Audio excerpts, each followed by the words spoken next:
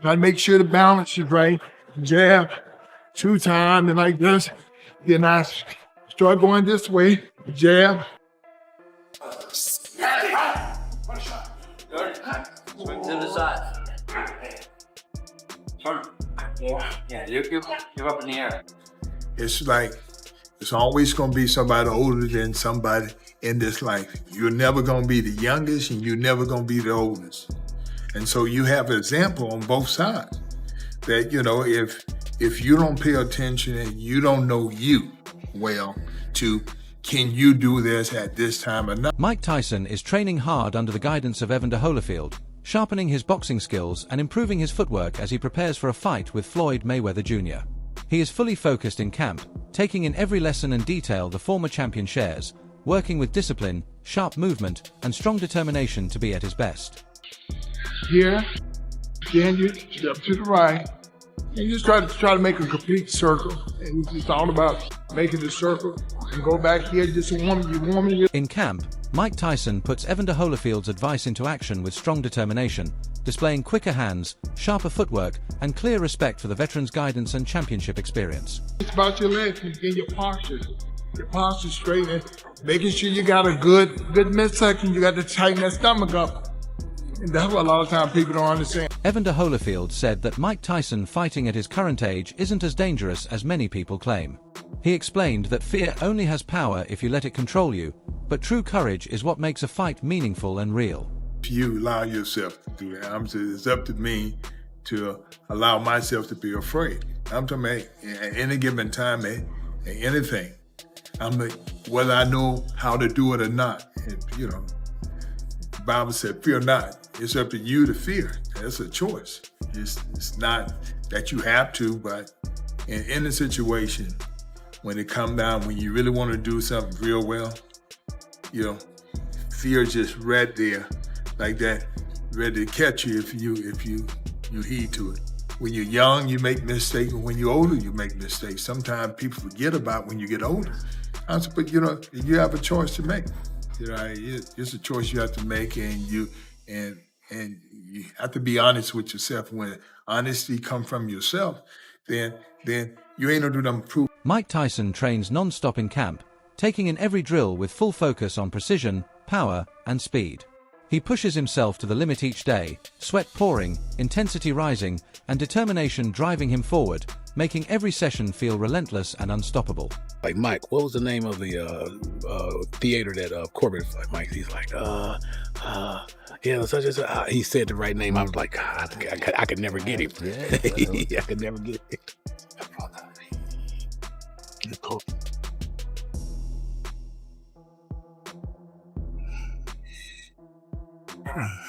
Evander Holyfield said, Mike Tyson, once a champion, always a champion. That fire never leaves him. He still carries the heart, the spirit, and the unstoppable champion within. You ain't got nothing to look to. Ladies and gentlemen, it's my turn now. How about that? That's what ultimately, when you say the world champ, you don't want to send somebody else across the street say, I'm the champ too. I ain't worried he say he's the world champ. Mike Tyson displays raw power during mitt-work in training camp, throwing punches that land with heavy impact. His footwork looks sharp, sweat flies with every move, his focus stays locked in, and his strength builds with each powerful strike. Yeah, you're up in the air. Look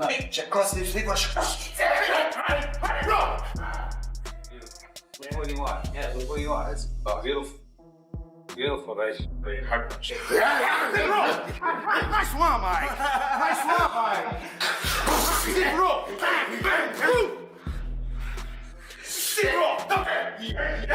What's the best one?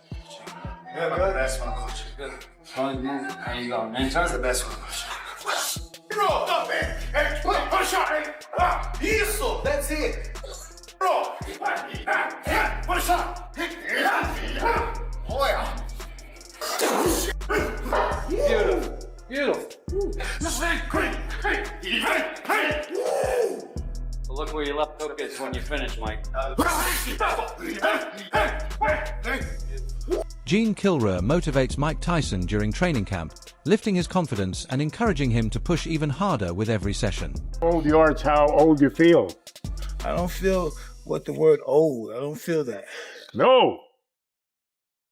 Well, you're smart going into the new wave. No, it's always the old way. It's always this. Yeah. I could do all this stuff and not have this and this. Yeah, that's what you need. The will determine the skill. Yes. The story of success is be around successful people. I don't believe that. No. What can you lose? What can you win from a loser? Huh? You can learn how not to lose. Huh? You can learn how not to lose. Okay, you learn how not to lose. Yeah. But you don't know, You get more out of losing than you do out of winning. Okay, you're my friend. Yeah. I'm going to get a heart operation. Yeah. But there's a good guy who's going to operate on me. Nice guy. But there's another guy who did 20 operations. Who are you going to... Jean Kilra energizes Mike Tyson during heavy bag training, praising his strength, demanding more intensity, and strengthening his belief. Her encouragement fuels his ambition, grit, speed, and relentless drive with every punch. Yeah, I love that. Yeah, that's reverse. I love it. Next. 20 seconds.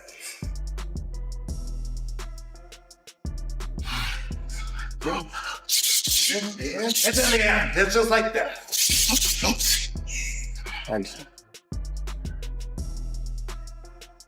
You did more workouts than what I've seen you than the whole time you fought Lennox Lewis. Am I right or wrong? Different era, brother. There's a whole new ball game. I'm proud of you. Mike Tyson believes he is still the greatest, stepping into the fight with fearless confidence and a strong, unshaken champion mindset. It's a war. When you left the fuck alone. You gotta really believe that. That's all I ever lived for. That's all I ever lived for. Doubt should be eliminated. You should be a doubt annihilator.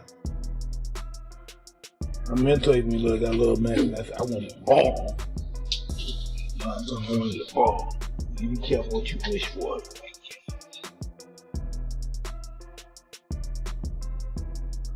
You kill people in the ring, you should kill doubt in your mind and in your soul. Mike Tyson describes boxing as a war and says you must truly believe in yourself because it's the only life he has ever known.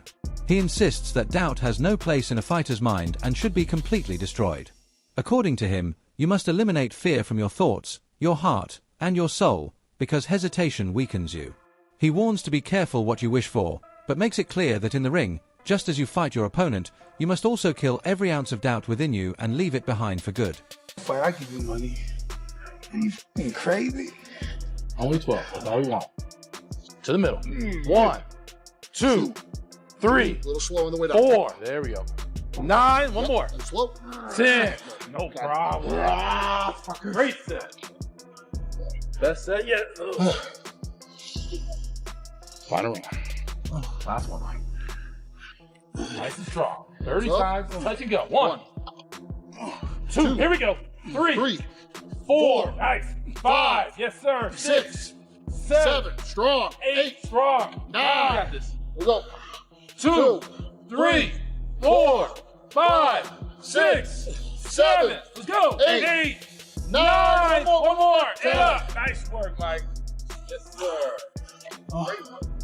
Mike Tyson is doing heavy dumbbell exercises, developing strength, endurance, and explosive power with every rep. Was fighting at 154, and he was severely undersized at 154. Floyd Mayweather was a guy that fought in the 130s to start his career, and then fought up as high as 160 maybe. Floyd Mayweather was a small guy. He's now going to fight Mike Tyson, who is the heavyweight champion in the world. I respect these two men so great a degree that it's hard for me to almost make negative statements about them. But I think that our job as talking heads is to tell you the truth, regardless of how much you admire someone or the applause and adulation you have for them. You got to tell them the truth. I don't get this. I don't get this for the life of me, because Daniel Cormier recently shared his thoughts on the exhibition fight between Mike Tyson and Floyd Mayweather Jr., pointing out how unusual the matchup looks on paper. He highlighted the huge physical difference between the two legends, noting that Tyson built his legacy as a heavyweight powerhouse, while Mayweather made his name in much lighter divisions. Mayweather started his professional career around 130 pounds and, even as he moved up in weight, never came close to competing in heavyweight territory. On track, has a great wife that helps him manage all those things, made a boatload of money to fight Jake Paul last year. It's not a money play. Floyd, I saw a thing this morning, him talking about keeping his money clean, stuffing hundreds of thousands of dollars in a plastic bag. These guys don't need money. A lot of times when you get these great champions fighting well past their prime, it's to make cash. We see it a lot. These two don't seem to need the money. So I don't understand the need to do this. When talked about, Mike Tyson said, I still can't believe Floyd wants to really do this. It's going to be detrimental to his health, but he wants to do it. So it's signed and it's happening. Hey. Daniel Cormier explained that the huge difference in size between Mike Tyson and Floyd Mayweather Jr. is attention-grabbing on its own. He said the fight is fascinating because it matches Mayweather's technical skill against Tyson's natural heavyweight power. One built a reputation by overwhelming opponents with force, while the other became a legend through precision, timing, and defensive intelligence. Cormier noted that their careers developed in very different eras with contrasting styles of competition, one shocking fans with explosive finishes, the other mastering control and ring awareness to outthink opponents. That mix of style and size, he said, makes the matchup truly intriguing and keeps fans debating how such different strengths could clash. Money. They're going to make a lot of money. Mike Tyson makes the money to give to his kids. Floyd makes the money to show us, right? Let them make their money. Why not? It's an exhibition style. They got history. They don't like each other. They are two of the biggest imposing figures in boxing history. Mike Tyson, Floyd Mayweather, and Muhammad Ali.